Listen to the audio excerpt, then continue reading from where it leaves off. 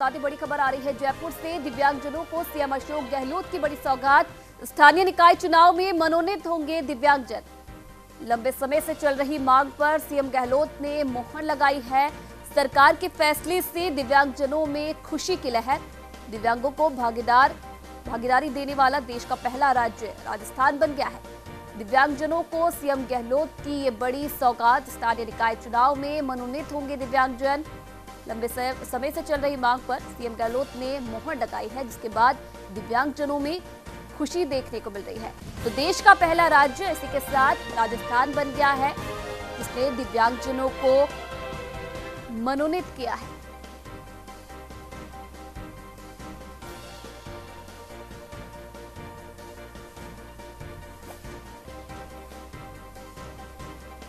इसी खबर पर ज्यादा जानकारी के लिए संवाददाता नीरज शर्मा हमारे साथ यहां पर जुड़ रहे हैं। नीरज, एक बड़ी सौगात दिव्यांगजनों को मुख्यमंत्री अशोक गहलोत ने दी है, जिसपे लंबे समय से मांग भी चल रही थी। क्या कुछ और जानकारी?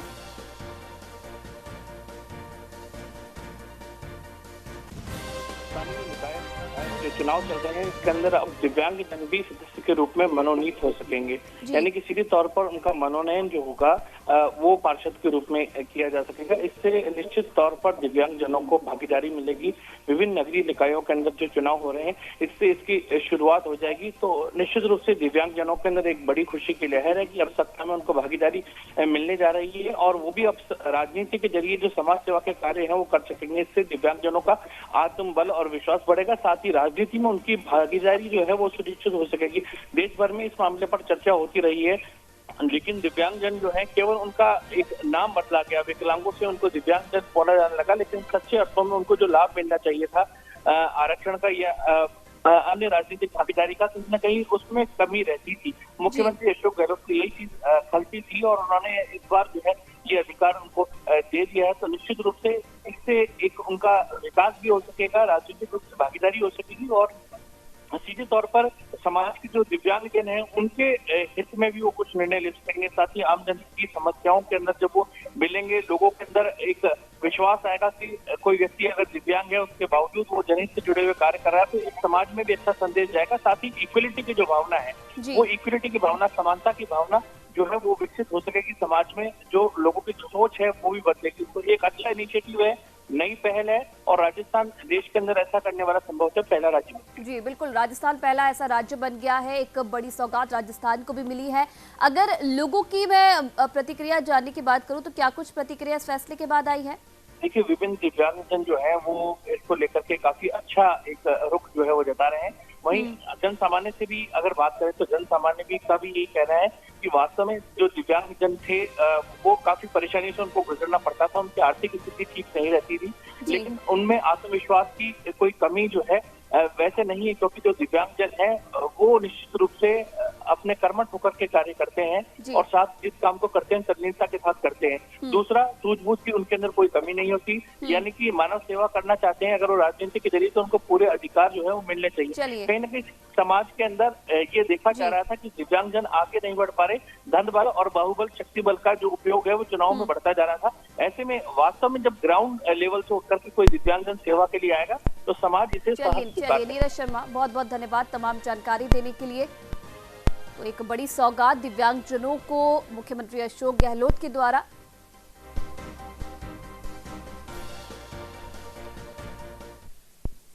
तो चलिए इसी बीच एक और बड़ी खबर आ रही है इस वक्त की जयपुर से। तो बता दें आपको बड़ी खबर नगर निगम चुनाव से जुड़ी इस वक्त की। आज नाम वापसी का आखिरी दिन, दोपहर 3 बजे तक नामांकन वापस लिया जा सकता है। इसके बाद साफ होगी चुनाव की असली तस्वीर। तो आज नामांकन वापस लेने का आखिरी दिन, दोनों पार्टियां बागियों को मनाने में यहां पर जुट गई है। तो नगर निगम चुनाव से जुड़ी इस वक्त की बड़ी खबर आप देख रहे हैं। आज नाम वापसी का आखिरी दिन है, दोपहर 3 बजे तक का समय नामांकन वापसी के लिए रखा गया है।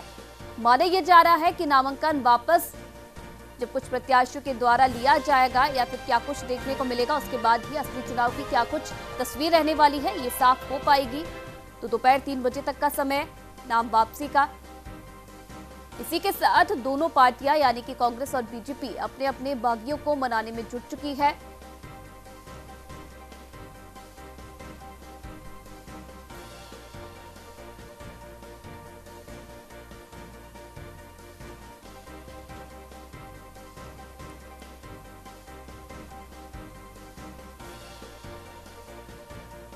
तो नगर निगम चुनाव से जुड़ी इस वक्त की बड़ी खबर आप देख रहे हैं। जैसे जैसे तारीख नजदीक आ रही है, दिलचस्पी और बढ़ती जा रही है। इसी के साथ आपको बता दें कि आज नामांकन वापस लेने का आज आखिरी दिन है।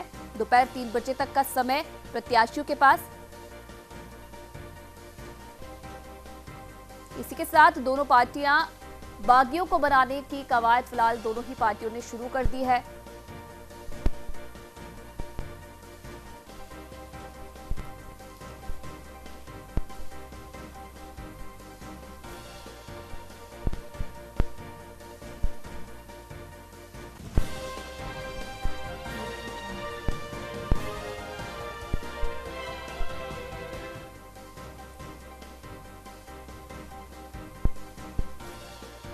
तो आपको बता दें कि चुनाव की तस्वीर आज जिस प्रकार से नामांकन की प्रक्रिया वापस ली जाएगी, उसके बाद असली तस्वीर देखने को मिलेगी। क्या कुछ देखने को मिलेगा, संवाददाता दीपक चावला ज्यादा जानकारी के लिए हमारे साथ जुड़ रहे हैं। दीपक, आज नगर निगम चुनाव के लिए नामांकन वापस लेने का आज आखिरी दिन है। दोपहर 3 बजे तक का समय यहाँ पर दिया गया है।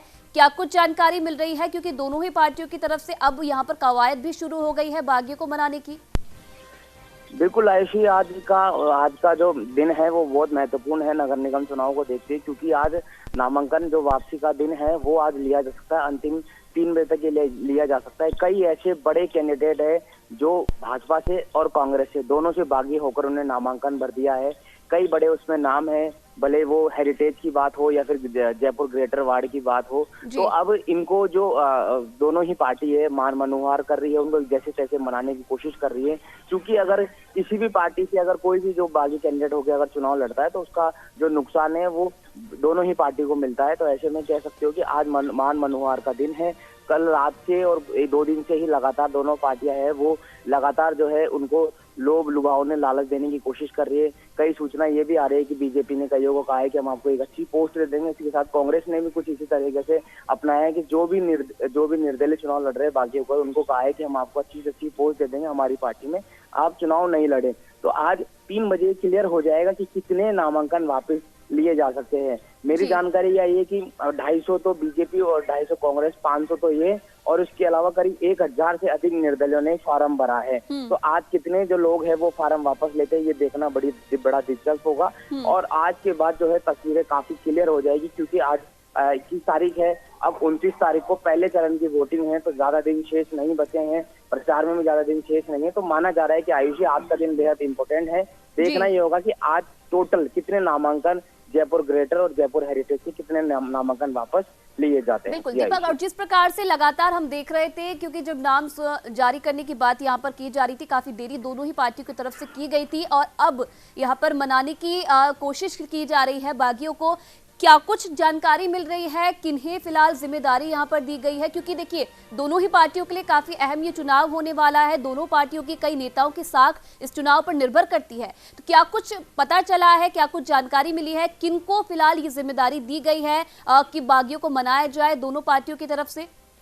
आयुषी, बिल्कुल बहुत महत्वपूर्ण प्रश्न है। और मेरा जैसा मानना है कि हर विधानसभा क्षेत्र में या तो एमएलए, जो कि मौजूदा एमएलए और कोई अगर हार चुका है तो वो हारा हुआ जो जिम्मेदार व्यक्ति है उनको ये जिम्मेदारी दी गई। यानी कि कांग्रेस से और बीजेपी से दोनों ही स्थानीय एमएलए और एमएलए के उम्मीदवार जो के हारे हुए उनको ये जिम्मेदारी दी गई है, क्योंकि वो अपने इलाके को, अपने क्षेत्र को बखूबी जानते हैं, अच्छे से जानते हैं। उनको पता है कि हमारे क्षेत्र में हमारा ये वार्ड है और इस वार्ड में ये व्यक्ति अगर निर्दलीय चुनाव लड़ेगा हमसे बागी होकर तो ये हमारा जो गणित है वो बिगाड़ सकता है। तो ये महत्वपूर्ण जिम्मेदारी है स्थानीय विधायक को ही दी गई है। इसके अलावा प्रदेश जो अध्यक्ष है, भले वो गोविंद सिंह डोटासरा हो या भाजपा की बात करें तो सतीश पूनिया हो प्रदेश अध्यक्ष है, उनको वो भी इस पूरे घटनाक्रम को पल पल की मॉनिटरिंग रख रहे हैं, क्योंकि वो भी जानते हैं कि उनका इंटरफेयर बेहद ज्यादा जरूरी है। ये जयपुर का चुनाव है, नगर निगम का चुनाव है, बेहद बड़ा चुनाव है, क्योंकि ये बहुत कुछ डिसाइड करेगा आने वाला विधानसभा।